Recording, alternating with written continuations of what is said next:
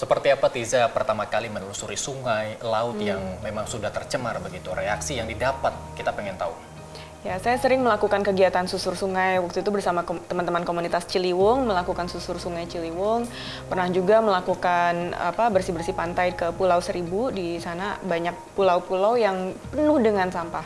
Begitu pula dengan Sungai Ciliwung. Nggak jauh dari sini, TBC Matupang di daerah Condet. Itu kalau kita melihat di balik-balik gedung-gedung di situ ada Sungai Ciliwung yang terbentang lumayan masih cantik karena masih alami.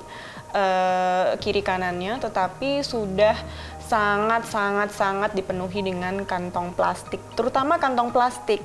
Dan setiap kali saya ke sana, saya sangat sedih karena mengetahui bahwa hal ini hanya terjadi mungkin dalam waktu 10 tahun terakhir, 10-15 tahun terakhir. 15 tahun yang lalu saya masih jalan-jalan ke pantai untuk mengutin kerang. Saya masih bisa menyusuri sungai untuk menikmati keindahan alam gitu, bukan untuk mengut-mengut sampah seperti sekarang ini gitu. Dan saya sedih karena saya punya anak. Setiap kali saya ajak anak saya berwisata ke pantai, kita kerjaannya mengutin sampah bukannya mengutin kerang gitu. Inisiasi kantong plastik berbayar begitu ya. Kita tahu sudah diterapkan di beberapa daerah begitu ya lewat peraturan pemerintah daerah begitu. Bagaimana Tiza melihat keberhasilan ini? 7 atau 8 tahun yang lalu tidak banyak orang yang memahami apa sih, kalian tuh ngapain sih, buat apa sih gitu. Diet kantong plastik itu ngapain sih kampanye soal kantong plastik, it's just kantong plastik gitu loh gitu. Kayaknya hal sepele.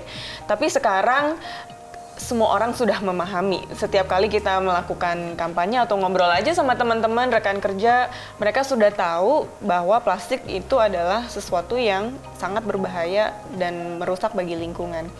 Jadi banyak sekali yang sudah tercapai dan tentu saja ini bukan karena diet kantong plastik saja, tapi ada banyak organisasi yang juga melakukan kampanye-kampanye serupa di Indonesia maupun di seluruh dunia. Yang saya senang adalah keluarga saya sendiri juga sudah mulai merubah sikap, dan ini bukan hal yang mudah gitu karena awal-awalnya juga susah bagi keluarga saya. Baik, bagaimana meyakini keluarga? Ya, terutama awal-awal ibu saya waktu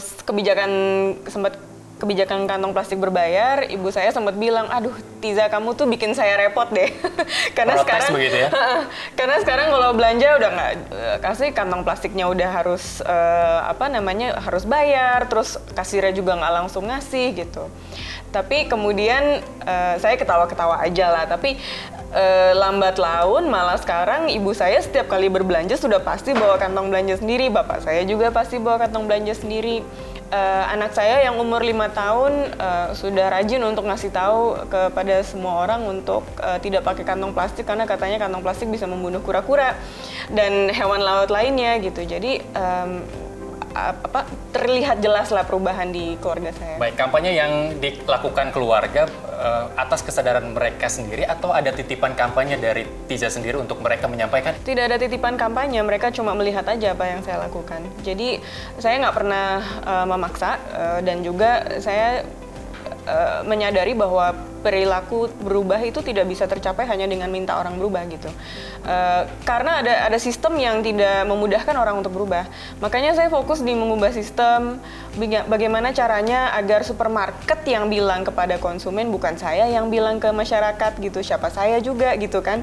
Sehingga setiap kali ibu saya belanja, kasirnya yang ngasih tahu ke ibu saya, udah nggak pakai kantong plastik lagi ya bu gitu. Bukan saya yang ngasih tahu, kalau saya yang ngasih tahu mungkin nggak didengar kan gitu. Tapi kelihatan ada perubahan gitu, dan perubahan itu terjadi karena sistemnya udah mulai berubah. Kala semua orang tidak percaya apa yang diinisiasi oleh Tiza, terus kemudian mendapat cibiran, terus kemudian bagaimana keluarga ketika tahu hal tersebut begitu? Dukungan apa yang diberikan? Keluarga saya suportif, sudah pasti sangat suportif karena mereka juga mengenal saya dari kecil, mengenal bahwa memang saya dari dulu begini-begini terus gitu ya. Dari kecil, dari SMP juga sudah peduli dengan lingkungan, konsisten belajar lingkungan, masuk ke fakultas hukum, belajar hukum lingkungan, S2 hukum, belajar hukum lingkungan juga, sampai pindah dari law firm untuk masuk ke NGO lingkungan gitu. Jadi dari keluarga saya sendiri sih sudah kenal banget dengan saya dan tahu motivasi saya adalah motivasi yang memang berasal dari kecintaan terhadap lingkungan, kepedulian terhadap lingkungan. Untuk membagi kegiatan dengan keluarga seperti apa? Saya rasa semua orang ya itu memiliki irama hidup yang sama gitu. Selalu harus ada pembagian tugas antara pekerjaan dengan keluarga. Jadi apa yang saya lakukan pasti tidak spesial lah gitu. Pasti banyak orang melakukan hal yang sama. Mungkin yang berbeda dari saya adalah bahwa saya melakukan kegiatan ekstrakurikuler berupa aktivisme lingkungan gitu. Dan ini saya lakukan secara sukarela. Banyak hal yang saya lakukan tanpa mengharapkan gaji atau mengharapkan imbalan berupa uang atau imbalan apapun sebenarnya. Tetapi saya sadar bahwa tidak semua orang melakukan itu. Spirit untuk melakukan kegiatan sukarelawan, secara sukarelawan yang sampai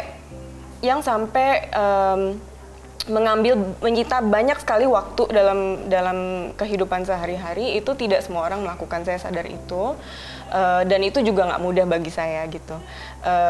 Tetapi karena itu berasal dari keinginan dari dalam diri saya sendiri, tanpa ada keinginan tanpa ada harapan apapun gitu, maka saya nggak bisa berhenti melakukannya gitu. Kadang-kadang ada yang bertanya juga sih, untuk apa sih, kenapa sih ngotot banget, ngoyo banget gitu. Bukan yang ngotot atau ngoyo sih, tapi saya nggak merasa bahwa ini saya bisa berhenti.